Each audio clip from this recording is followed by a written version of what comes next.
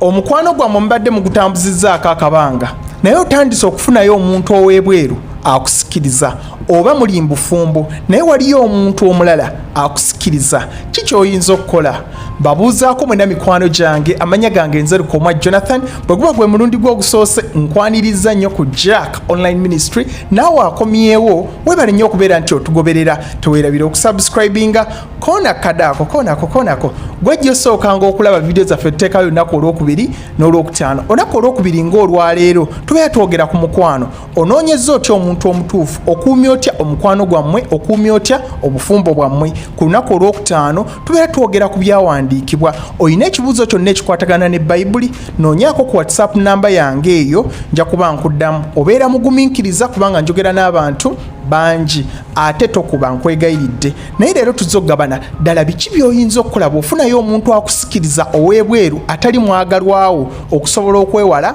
ekikemo ekyo. Welcome back to Jack Online Ministry. Ekisooka okukemebwa si kibi kankiddemu okemebwa si gwe musango.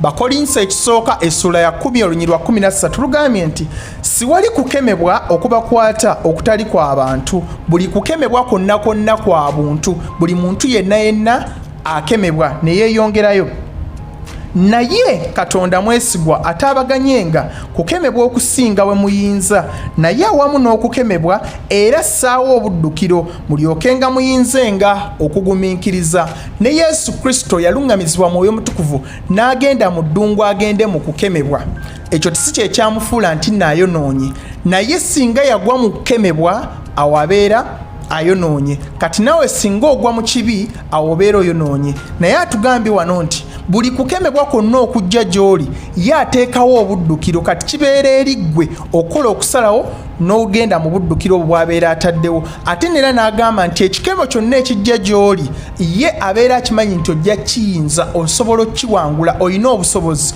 obukiwangula katobeeranga nakwekwasa kwonna okugamba nti ekikemo kyabadde ky'amaanyi nnyo nga sisobola kiwangula agambye nti teri kikemo kijja gy'oli nga tosobola kukiyinza. Katonda teyalekeraawo okutonda abantu balungi buli muntu alina kyasinza ku munne kiyinza obeera ng'ekyakusikiriza ku mukyalo oyo oba ku mwami oyo kubeera nti mugezi naye ate n'olabayo omuntu omulala omusabi obanga wa mwoyo nnyo obanga mukulembeze mu ggwanga wa kitiibwa muyonjo alina amaka alina ssente ebintu ebirala byonna byamusingako kati Katonda teyalekeraawo okutonda abantu balungi oba abasinga ku bannaabwe naye obuzibu kwe kugwa mu kikemo kati ekikemo bwe kijja manya nti tonnaba kukola musango naye bw'otuula n'otandika okwozaamu n'ofumiitiriza n'otandika okwegatta naye embwongo oba n'oteekinga siteepu ey'okugenda obbaako ekikolwa ky'okola kati awo obeera oyingidde mu kibi.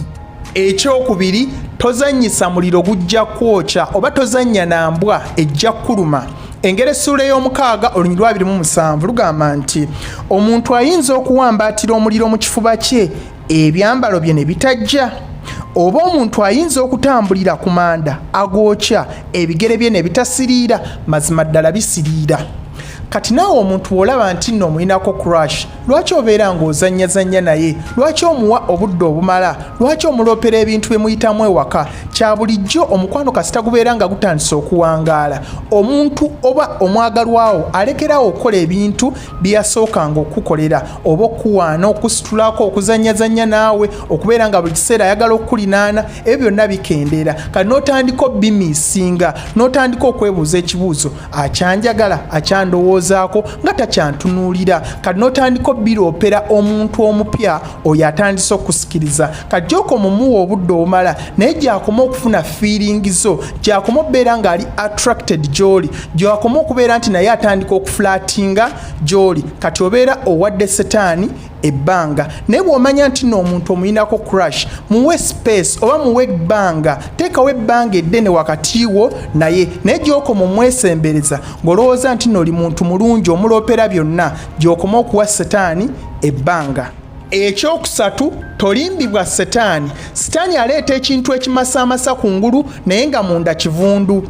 Mu Luka essula ye-15 okuva ku nnyiriri lwe-11 mpaka ku lwa-32 tulaba olugero lw'omwana eyazaawa. Omwana eyazaawa yali ewa taata we mu bufuzi bwa taata we naye nga buli kintu kyonna akifuna. N'alaba nga abamunyigiriza, n'alaba nga si mumativu, n'asalawo asabe eby'obugagga bwe agende mu nsi yeetongole afune essanyu erijjudde. Naye bwe yagenda mu nsi neera teyafuna ssanyu na bumativu bwe yali anoonya, neera yamaliriza akomyewo. Kati Setaani bw'ati bw'akola, akutega ekintu ekipya bwe kiti nga gw'olina kabbalubuka akakadde olw'ensonga nti tekali mu bokisi naye nga kakola, n'okasuulawo olw'ensonga weegombye eno eri mu bokisi. Bw'ogisuulawo n'otwala kino ekya Setaani, oluvannyuma ogenda okubikkula munda otandika okukozesa bbalubu eno nga nayo bweti bwefaanana. Kati Setaani bw'ati bw'akola, akulaba nti nno omaze mu relationship oba mu bufumbo bwo ebbanga ddene nga butandise okubowa, omwami takyakola biri bye yakolanga mu kusooka, takyakuzanyiikiriza, takyakuyita sweet honey, ate ng'owulira obimiisinga, ebyo byennyini by'omiisinga byakuleetera n'akutega omulenzi oba omukazi akuyita bu sweet baby honey, ono omwami byatakyakukolera. Kyokka ng'atuukiriza obuvunaanyizibwa bwo obulala bwonna ng'omwami anoonya ekyo ky'omiisinga Setaani kyakuleetera. Ate ffenna twagala nnyo ebintu ebipya kya buntu, buli omu asikirizibwa nnyo ekintu ekishanana ekimasaamasa, ekyo kye twagala kubanga kipya. Naye bwe kimala okukaddiwa otandika okubeera used oba okimanyiira ng'olaba tekikyalina muwendo. Kati neera n'onoonyayo ekintu ekipya ekirala ekirina ebirungo eby'enjawulo, kati n'otandika okubeetooloolamu bonna, ova kwono odda kwoli olw'ensonga nti oyagala kipya. Kati n'ova mbwenzi ng'odda mbwenzi. Naye beera mumativu n'ekyo ekitono ky'olina, tobeeranga mwana eyazaawa.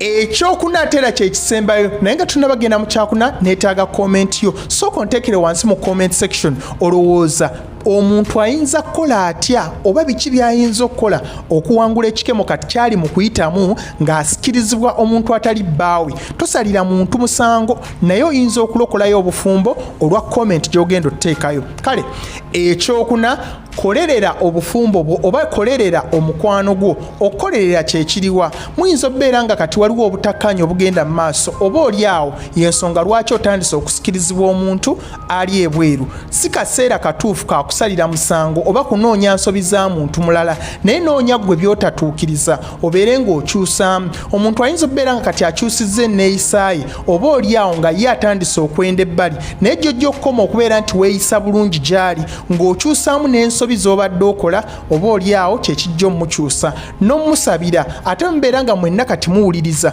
buli omu ateekemu amaanyi agamala okubeera nti muzaawo enkolagana yammwe mwembi, buli omu atereeze ebitatambula bulungi, enkolagana yammwe ejja beera ng'ekomawo. Ku lwaki? Kubanga waliwo ebyabasikiriza okubeera awamu, kati byalagawa, bikyaliwo, naye waliwo ebitatambula bulungi. Oba oli awo endabikayo obadde togisaako nnyo ssira, oba oli awo mukyala wo obadde tokyamulabirira bulungi, y'ensonga lwaki alabika bw'ali, oba oli awo obadde tokyatuukiriza buvunaanyizibwa bwo, oba oli awo waliwo ebibadde tebitambula bulungi. Sooka weekeberemu, biki bye mbadde situukiriza okubeera nti kati ntandise okusikirizibwa omuntu ali ebweru.